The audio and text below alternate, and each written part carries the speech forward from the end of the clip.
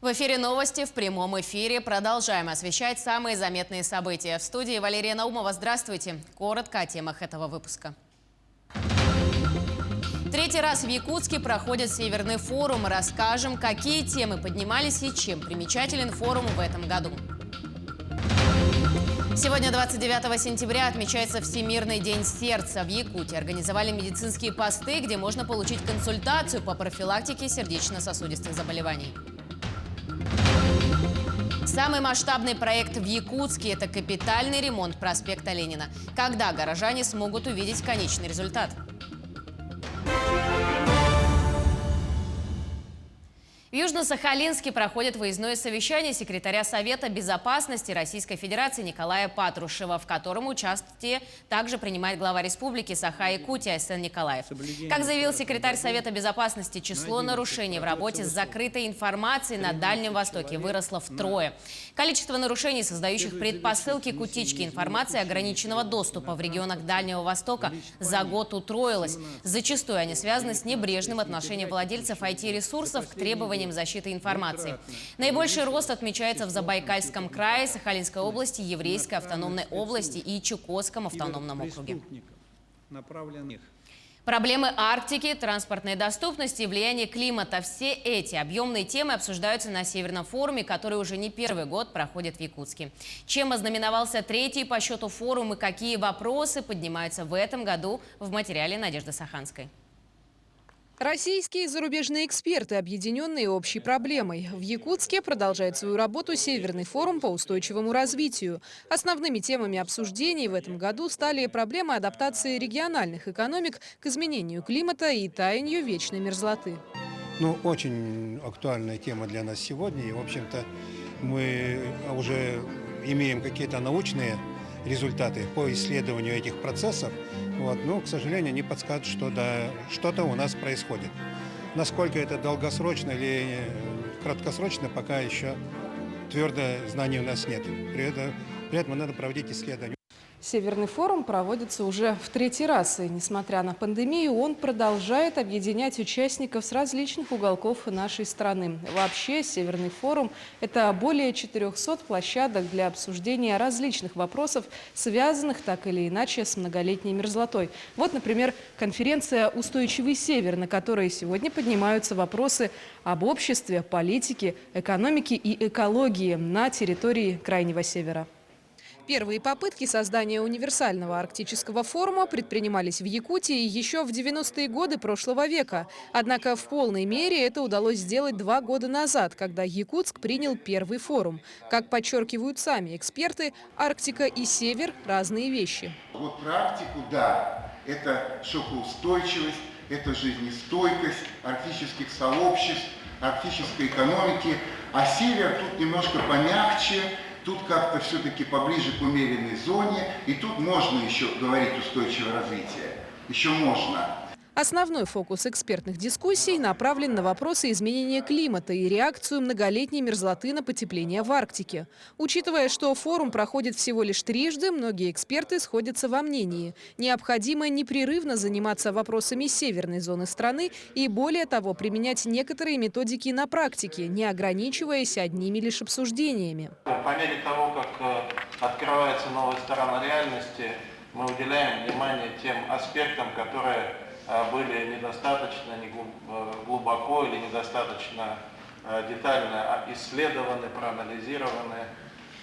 Я бы сказал, что вот лейтмотив или такая очень емкая фраза, которая определяет или задает направленность нашего обсуждения, нашей работы, она очень хорошо звучит по-английски «thinking globally while acting locally».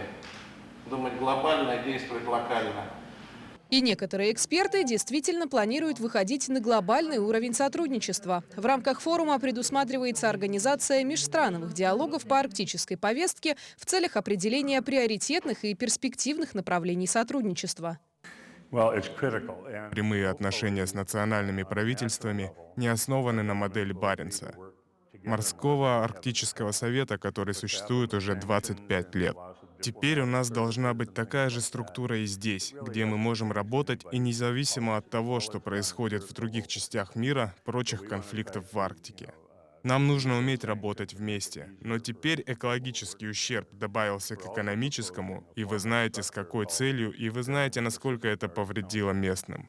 Дело в том, почему бы нам не работать вместе. Мы должны уметь это делать. Это все, что я слышал, и мы на это надеемся.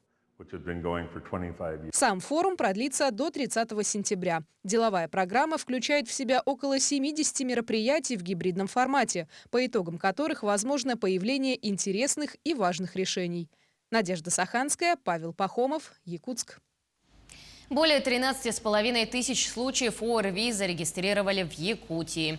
Наблюдается сезонный рост заболеваемости острыми респираторными вирусными инфекциями. По республике зарегистрированы случаи с превышением эпидемических порогов заболеваемости во всех возрастных группах. В настоящее время активно продолжается иммунизация населения республики против гриппа поступившими вакцинами Савигрипп и Ультрикс Квадри. В Якутии впервые провели операцию по трансплантации роговицы с фемтолазерным сопровождением. Пациенту пересадили донорскую роговицу, заказанную в Москве. Высокотехнологичные операции по замене роговицы глаза или кератопластику в Якутии проводили и ранее. Вместе с тем обновление и закупка нового оборудования в рамках Года здоровья теперь позволяет якутским хирургам работать в современных условиях. Пациенту с помощью фемтолазера удалили поврежденный участок роговицы и заменили ее на донорский. Сегодня пациент уже выписан домой и проходит реабилитацию. Как отмечают врачи, после такой операции восстанавливается не только форма и прозрачность роговицы, но и постепенно повышается острота зрения. Сейчас лезвие не используется, для этого используется фемтолазер. Он идеально ровно и роговицу самого больного выкраивает, и донорскую роговицу выкраивает. Потом, когда идет сопоставление на операционном столе, сопоставление идеальное, а от того, насколько хорошо приживется донорский материал, зависит то, вообще успешно будет ли результат операции. Между тем, сегодня в торговых городских центрах Якутии организованы медицинские посты, где посетители могут пройти тонометрию и получить консультацию по профилактике сердечно-сосудистых заболеваний. Акция приурочена к Всемирному дню сердца. Посетителям раздают памятки и буклеты, в которых описаны факторы риска сердечных заболеваний и методы ранней диагностики ишемической болезни. Также на точках работают волонтеры-медики. Они проводят с посетителями консультативные беседы. Потребление рациональной, так скажем, правильной еды, это снижение потребления соли, для того, чтобы артериальное давление не повышалось. Это, касательно еды также, это для того, чтобы не был высоким уровень холестерина, сахара в крови, который также влияет на качество наших сосудов. Это отказ от таких вредных привычек, как курение и злоупотребление алкоголем. И это, конечно, повышение физической активности. С этого учебного года студенты Якутского медицинского колледжа начали проходить обучение в новых современных мастерских. Так, в прошлом году колледж выиграл грант Минпросвещения России по государственной поддержке учебных заведений в виде материально-технического обеспечения, которое отвечает требованиям проекта «Молодые профессионалы». Таким образом, учебное заведение обустроило мастерские на общую сумму 14,5 миллионов рублей. Мастерские содержат самое современное оборудование, в том числе реалистичные манекены и муляжи, которые подключены к специальным программам и могут давать студентам обратную связь по выполняемым процедурам. Это более приближенно к человеческим реалиям и к человеческим ситуациям, которые могут произойти. То есть мы более готовы к настоящей работе с пациентами. Они более новые, более навороченные, и то есть с ними легко работать. Мы 4 года учимся, то есть 3 года 10 месяцев.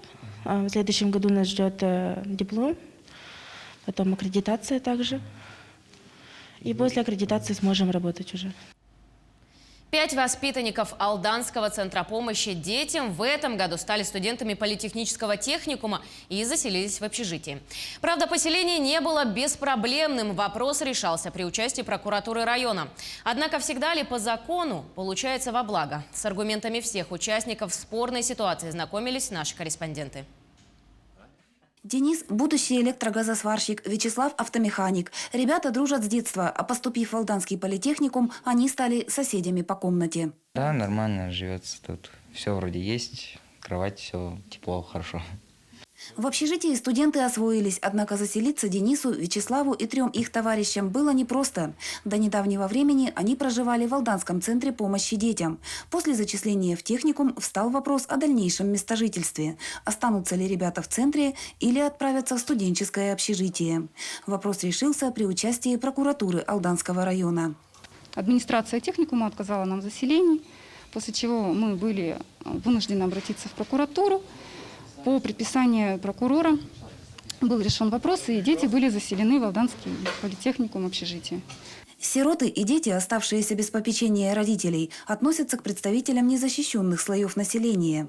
Вопрос о предоставлении им мест в студенческом общежитии был решен оперативно, и через несколько дней ребята уже обустраивались в комнатах. Согласно федеральному законодательству, как гласит закон, норма закона, да, при поступлении в образовательную организацию, образовательная организация не вправе, а обязана обеспечить их жильем, повторюсь, именно на период обучения.